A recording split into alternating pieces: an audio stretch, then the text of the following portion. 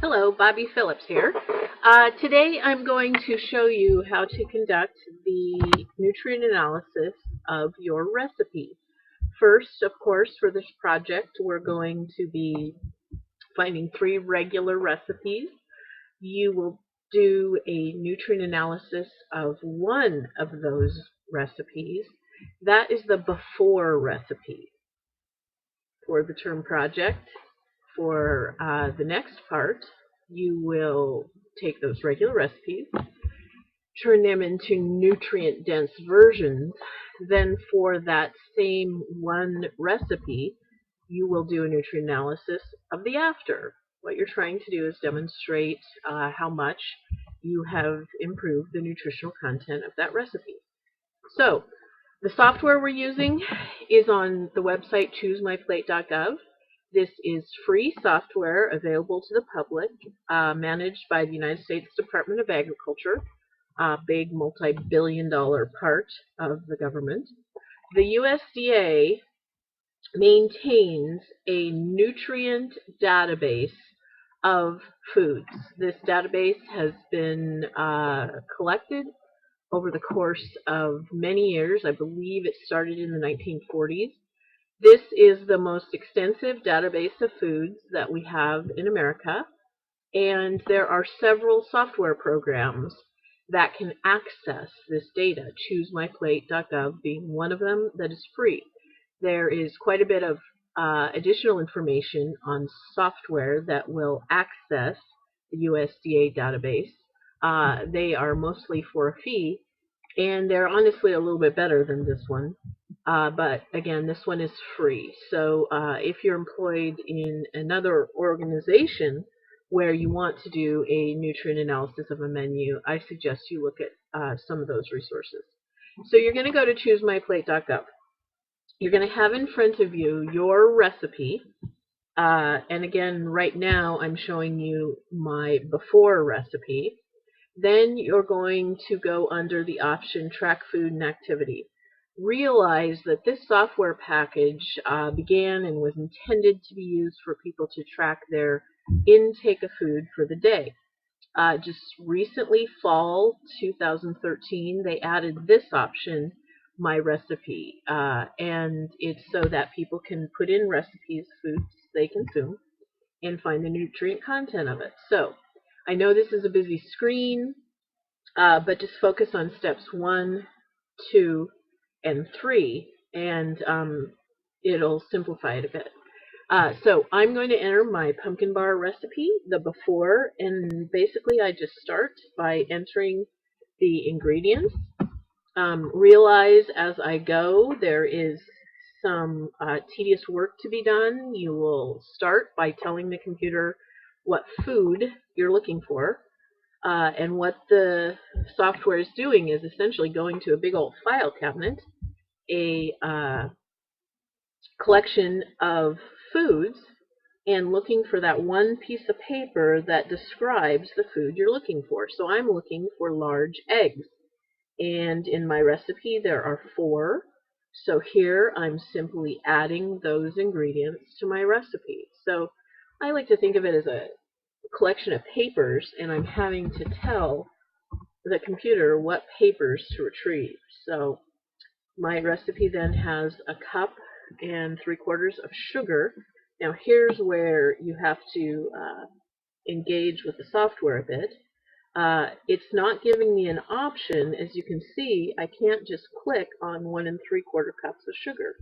So I have to start by telling the software I want 1 cup of sugar, because that's the only option it's giving me. And then I have to add another 3/4 of a cup, because you can see here on my recipe ingredients, I've only added a cup. So I want to see this food again. I want to have the same sugar, only now I want to add a cup, only 3/4 of that cup. So I'll add that. So to check yourself as you go, here's your ingredient report. Don't be too concerned about this nutrition information just yet. We're still on step 1. So after I've added my sugar, I'm adding oil, and I'll show you here how you have to play with this a bit. So my recipe just called for Wesson oil. Well, when you see I put oil in, I get 67 results, starting with almond oil, and then it goes into the oil in various food products. Well, I don't want to deal with those 67 results, so I'm going to try vegetable oil, because that's what Wesson oil is. It's usually an assortment of oils. And as you can see, that doesn't get me any further. I have oil on potatoes. So how about if I try one of the cheapest oils out there, realizing this is my before recipe. And sure enough, I find corn oil. And so here is where you're going to have to make some decisions. When you have options for where you're trying to, guess what ingredient is intended to be used in your recipe, you're going to find the closest thing. So I feel that that corn and canola oil are the closest to Wesson oil. So I'm going to add a cup of oil. Then I'm going to look for 2 cups of pumpkin. Now, sometimes when you do this, you won't like your options. In this case, it's popped up first thing. Again, as I suggested, sometimes you're going to have to make substitutions. If you can't seem to locate in the database a food that matches what's on your recipe, you can always check in with me. I'm pretty familiar with the foods contained in the database. So far, I'm batting 1,000.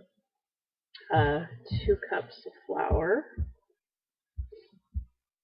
The database is pretty good until we get to seasoning, because baking powder, there's not a lot of nutrition in things like baking powder and things like spices. So you won't find a lot of them in there. In my view, things like parsley and basil should be in there because they do contain significant amounts of nutrition, and certainly with fresh herbs like that you can use a goodly amount. So let's see, I have a teaspoon, look at that, a dash of sugar. That's good. Small amount.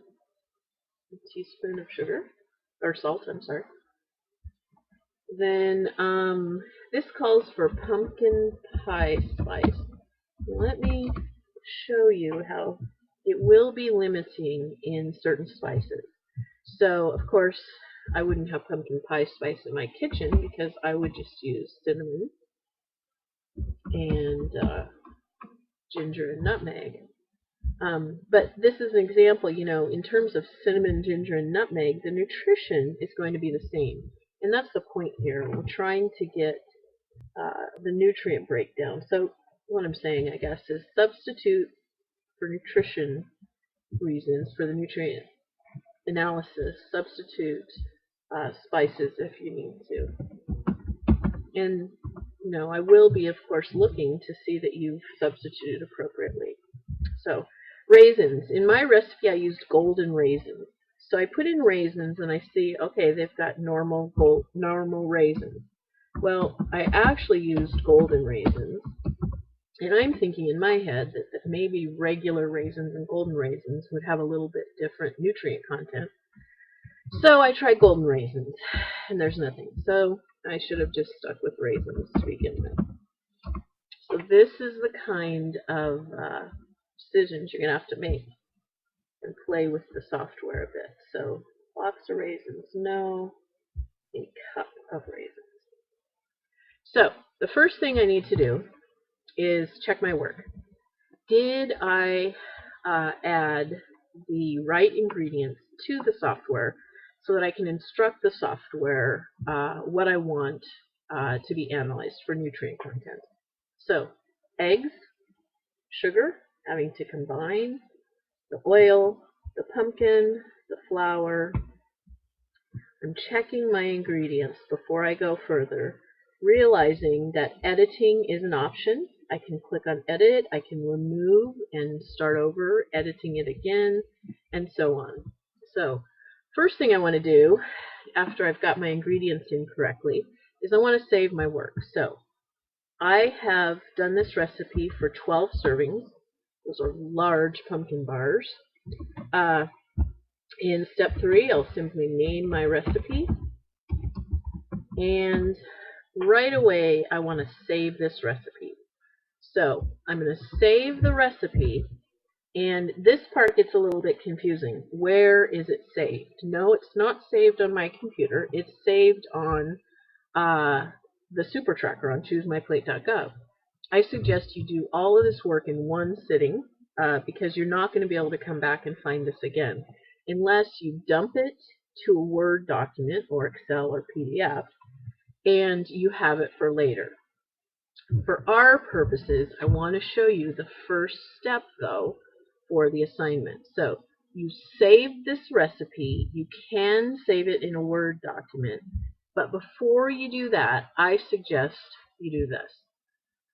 Go to My Favorite Foods. Now, that is confusing.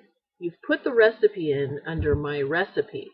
You've created the recipe in My Recipe. From there, you can save it into a Word document. But where does the recipe reside? Well, it resides under My Favorite Food list. I want to go into my pumpkin bars and get my ingredient list for the first report. The first report that you're going to prepare for the term project for this nutrient analysis is the ingredient list. The reason you have to show your instructor what you've put into the software. How can I determine whether or not you've done the nutrient analysis correctly unless you show me what ingredients you put into the software? We're trying to prevent garbage in, garbage out. So what you're going to do is select the ingredients, hover over it, copy. Now your ingredients are in the buffer. You're going to open up a Microsoft Word document on your computer, and you're going to paste your ingredients onto a Microsoft Word document. You'll name that document. This is your ingredient report.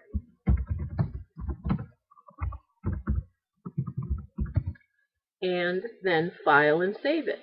This is part 1, the first report needed for your nutrient analysis. You're showing your teacher what you put into the software. So that is your ingredient report. Next,